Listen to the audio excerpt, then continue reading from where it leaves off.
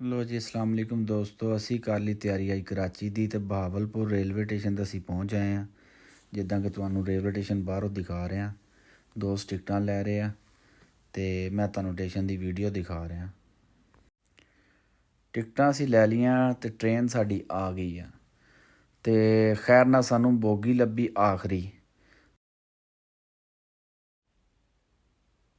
Train 'ਚ ਅਸੀਂ ਬਹਿ ਗਏ ਹਾਂ, ਤੁਹਾਡੇ ਸਾਹਮਣੇ ਆਉਂਦੇ ਹੀ ਲੰਮੇ ਪੈ ਗਏ ਜੀ ਬਰਥ 'ਤੇ ਆਪਣੇ। ਅਤੇ ਮੈਂ ਕਿਹਾ ਚਲੋ ਦੋਸਤਾਂ ਨੂੰ ਨਜ਼ਾਰਾ ਦਿਖਾ ਦਈਏ ਟ੍ਰੇਨ ਦੇ ਸਫ਼ਰ ਦਾ। ਅਤੇ ਮੇਰੇ ਨਾਲ ਥੱਲੇ ਦੋਸਤ ਆ ਹੋਰ ਵੀ, ਇੱਕ ਤਾਂ ਆ ਪਿਆ ਦੇਖ ਲਓ, ਆਉਂਦੇ ਹੀ ਥੱਕ ਗਿਆ, ਟ੍ਰੇਨ 'ਚ ਵੜਦੇ ਹੀ ਲੰਮਾ ਪੈ ਗਿਆ।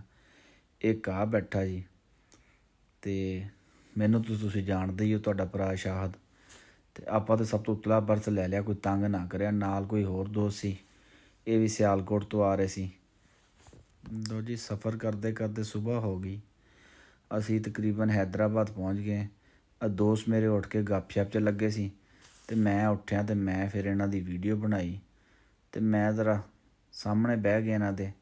ਮੈਂ ਕਿਹਾ ਜ਼ਰਾ ਬਾਹਰ ਦਾ ਵਿਊ ਦਿਖਾ ਦੇਵਾਂ ਦੋਸਤਾਂ ਨੂੰ। ਅਤੇ ਲੋ ਜੀ, ਇਹ ਬਾਹਰ ਦਾ ਵਿਊ ਹੈ ਹੈਦਰਾਬਾਦ। ਗੱਡੀ ਸਾਡੀ ਪਹੁੰਚਣ ਵਾਲੀ।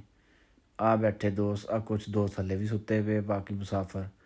ਇਹ ਵੀ ਭਾਈ ਨੂੰ ਮੈਂ ਜਾਣਦਾ ਨਹੀਂ ਕੌਣ ਸੀ। ਆ ਤੁਹਾਡਾ ਭਰਾ ਸੁੱਤਾ ਉੱਠਿਆ। ਮੈਂ ਕਿਹਾ ਚਲੋ ਸਾਹਮਣੇ ਕੈਮਰੇ 'ਚ ਮੂੰਹ ਲੈ ਹੀ ਆਈਏ ਵੀਡੀਓ 'ਚ। ਅਤੇ ਆਹ ਦਰਿਆ ਸਿੰਧ ਅਸੀਂ ਕਰਾਸ ਕਰਦੇ ਪਏ ਹਾਂ। ਦਰਿਆ ਸਿੰਧ ਦੀ ਮੈਂ ਕਿਹਾ ਚਲੋ ਵੀਡੀਓ ਤੋਂ ਥੋੜ੍ਹਾ ਜਿਹਾ ਕਲਿੱਪ ਪਾ ਦਈਏ ਤੁਹਾਡੇ ਵਾਸਤੇ। ਅਤੇ ਦਰਿਆ ਸਿੰਧ ਕਰਾਸ ਕਰ ਰਹੇ ਅਸੀਂ, ਅੱਗੇ ਆ ਜਾਣਾ ਹੈਦਰਾਬਾਦ।